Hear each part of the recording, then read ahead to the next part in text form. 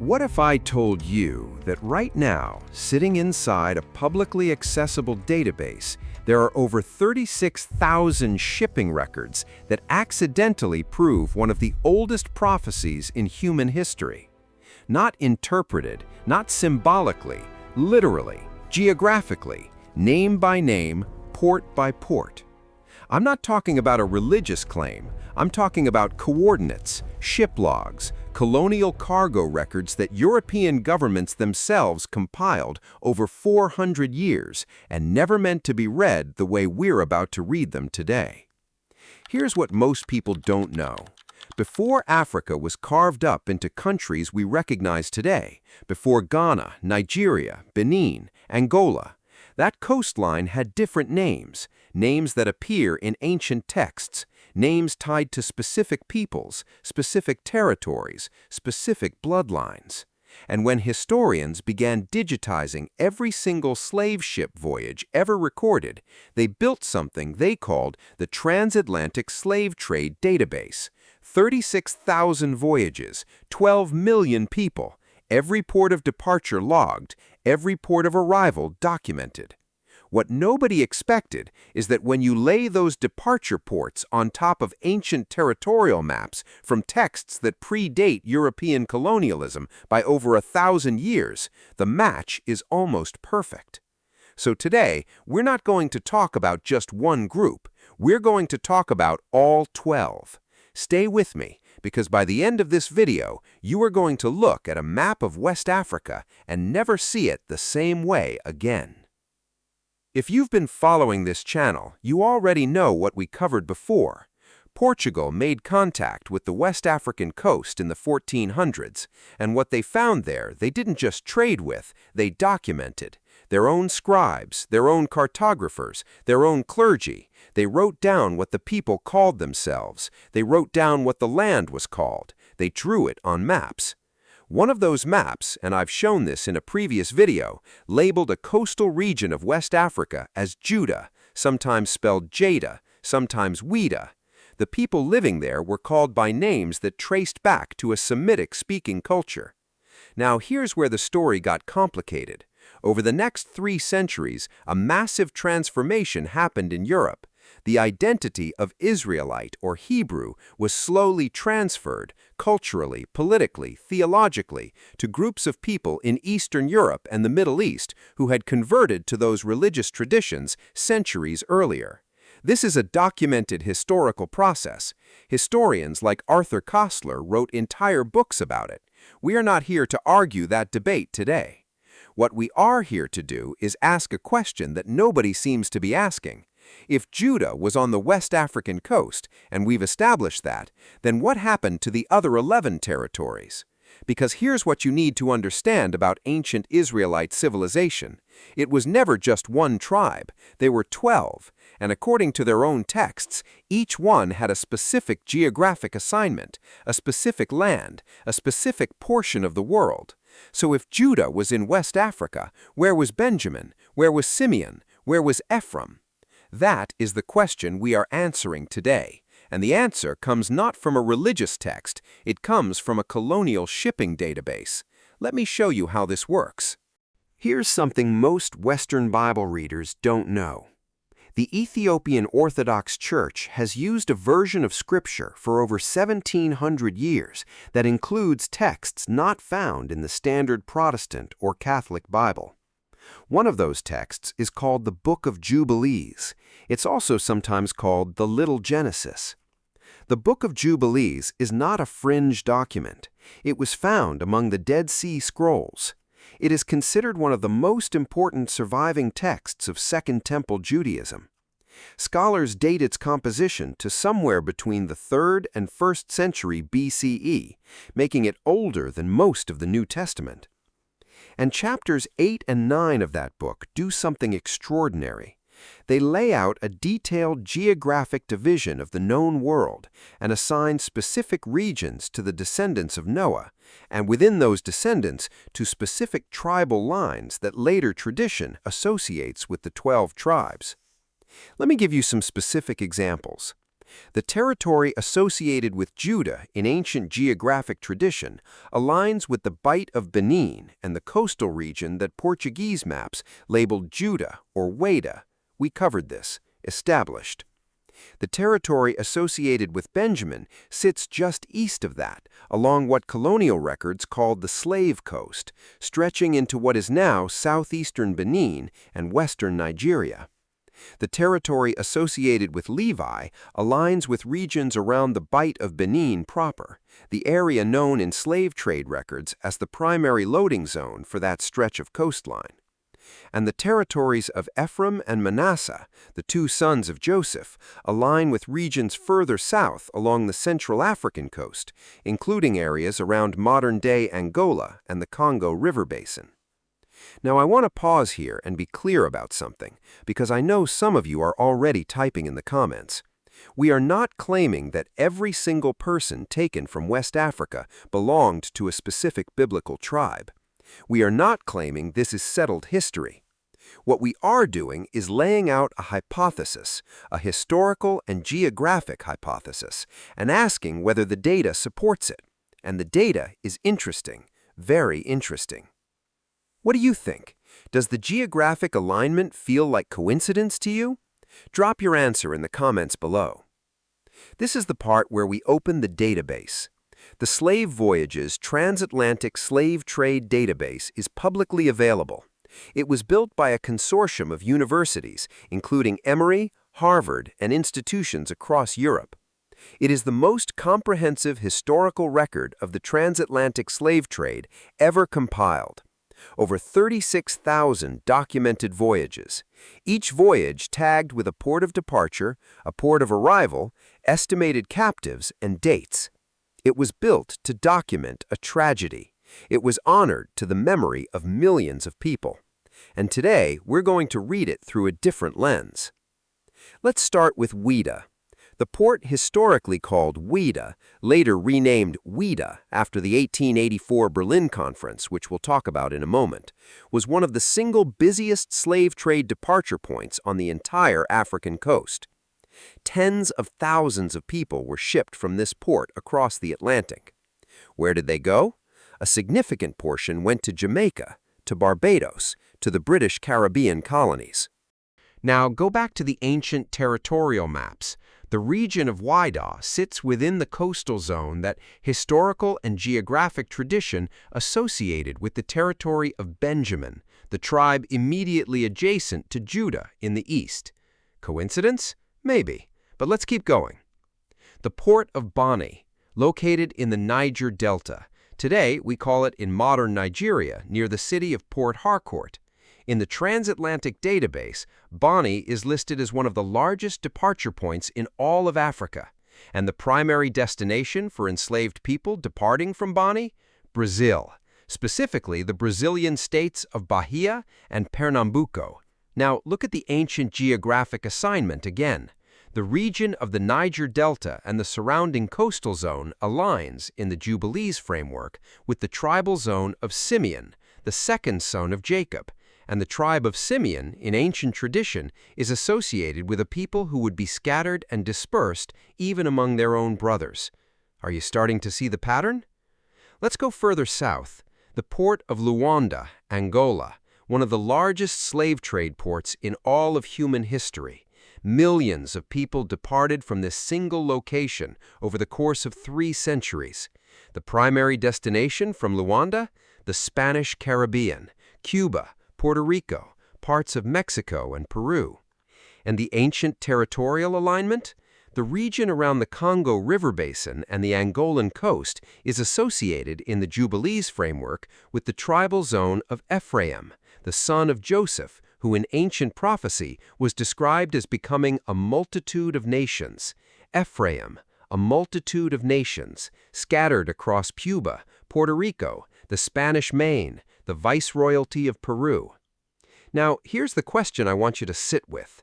Is this a reading that we're forcing onto the data, or does the data suggest it independently? Because here's what makes this different from a typical religious argument. We did not start with the conclusion. The conclusion is what the geographic coordinates point to when you lay two independent data sets on top of each other. One data set is ancient. One data set was compiled by 19th and 20th century European academics who were not trying to prove anything about the Bible, and yet they match. Tell me in the comments, which of these port connections surprised you the most? Bani to Brazil, Luanda to the Spanish Caribbean, or something else? Now, let's talk about 1884. In November of 1884, the major European powers gathered in Berlin: Germany, Britain, France, Portugal, Belgium, and others. The stated purpose was to formalize the rules of colonial acquisition in Africa and to divide the continent in an orderly way. This is what historians call the Berlin Conference, or sometimes the Congo Conference. It produced the General Act of Berlin in 1885, and what that act did, in practical terms, was redraw the entire map of Africa, not just the political borders, the names. Here's what most history classes don't teach you. Before the Berlin Conference, the West African coastline had a very different set of names that had accumulated for 4 centuries of contact between African peoples and European traders, missionaries, and navigators. Names that reflected what the people who lived there called themselves and their land: the Slave Coast, the Gold Coast, the Grain Coast, the Ivory Coast. These were the names used on every map, every ship manifest, every colonial document for hundreds of years. And Whydah, the port of Whydah, which appears on maps going back to the 1600s, sometimes labeled with a remarkable variant spelling, Judah, a direct linguistic link to the ancient name of Judah. After the Berlin Conference, the renaming process accelerated dramatically. Whydah became Ouidah, a Frenchified spelling that obscured the original phonetic root. The Slave Coast became Dahomey, named to an inland kingdom that was then used to define the entire coastal region. Territories that had been labeled on colonial maps with historically significant names were absorbed into French West Africa, British West Africa, German Togoland, and Belgian Congo, administrative units that served colonial governance but erased geographic memory. Now, here's the detail that historians rarely highlight. The port names were changed before the territorial names. The shipping infrastructure, the actual economic arteries of the trade, was renamed first. Why would that be? One explanation, and this is worth debating, is that port records were the paper trail, the point of connection between what was taken and where it came from. If you change the name of the port, you change the reference point in the historical record. Future researchers looking for Whydah in pre-colonial maps find a different name in post-colonial maps, and the thread goes cold. I'm not saying this was a conspiracy with a capital C.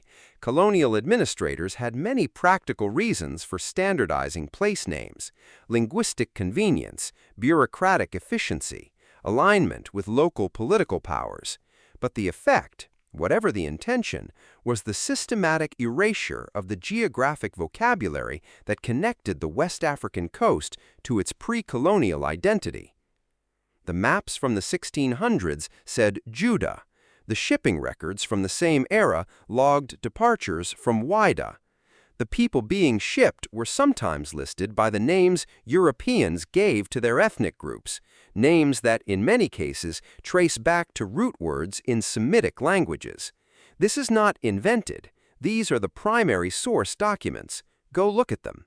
Many are digitized and available online. What do you think? Was the renaming of these ports historically significant or just administrative housekeeping? Let me know in the comments. Genuinely curious how people on both sides of this debate are thinking about it. Now let's close the loop. There is a passage in the 5th book of Moses, Deuteronomy chapter 28, verse 64, that has been read by Jewish, Christian, and Muslim scholars for thousands of years. It describes a consequence that would fall upon a specific people if they abandoned the covenant they had made. The passage reads in its most common English translation, "The Lord will scatter you among all peoples, from one end of the earth to the other." Not one nation, not one region, among all peoples. Now here's where the transatlantic slave trade database becomes perhaps its most extraordinary witness. When researchers analyzed the destination data in the database, every port of arrival across 3 centuries of the transatlantic trade, they identified receiving nations and territories across 4 continents. The total count of distinct national destinations? 43. 43 separate national and colonial territories across North America, South America, the Caribbean, and Europe received enslaved people from the West and Central African coast, the United States, Brazil, Cuba, Haiti, Jamaica, Barbados, Trinidad, Puerto Rico, Mexico, Peru, Colombia, Venezuela, Suriname, Guyana, the Dutch Antilles, the Danish Virgin Islands, and more, from one end of the earth to the other. Now, I want to be careful here. I'm not telling you that this proves the transatlantic slave trade was a divine punishment. I am not making a theological claim. People of many different faiths and no faith in all have strong and legitimate reasons to resist that framing. What I am saying is this. From a purely historical and documentary standpoint, the pattern described in that ancient text, written over 2,000 years ago, matches the documented dispersal pattern recorded in a 21st century academic database. One said, scattered among all peoples from one end of the earth to the other.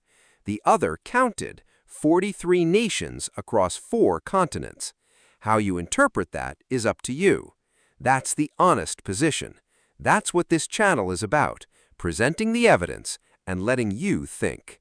But I'll tell you this, when I first laid those 2 data sets side by side, I sat with it for a long time. Because whatever you believe about prophecy, whatever you believe about religion, the specificity of the match is not something you can dismiss in 30 seconds. 12 tribes, 12 departure zones, 43 nations of arrival, and a text written in a language that predates colonialism by 2 millennia. That's the claim on the table, and it deserves serious examination. Here's where we are. We started with a question that nobody seemed to be asking. Portugal found Judah on the West African coast. Everybody talks about that. But what about the other 11? And what we found, not in religious speculation, but in documented colonial records, academic shipping databases, and ancient texts that were written over 1,000 years before European contact with sub-Saharan Africa, is a pattern, port by port, region by region, tribe by tribe. The Book of Jubilees assigns territories. The Portuguese maps confirm the ancient names. The transatlantic slave trade database logs the departure points, and the destination records show the dispersal across 43 nations. Each of those layers comes from a completely different source, different languages, different centuries, different institutions. None of them were talking to each other, and yet they tell the same story. Now, I know this video is going to generate strong reactions. Some of you are historians who are going to push back on specific claims. Good, push back. Drop the sources in the comments. That's how knowledge actually works.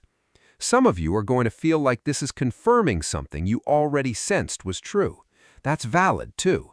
But don't stop at the feeling. Go verify it yourself. The Slave Voyages database is free and public. The Book of Jubilees is freely available in translation. The colonial-era maps are digitized and online. Primary sources, always primary sources.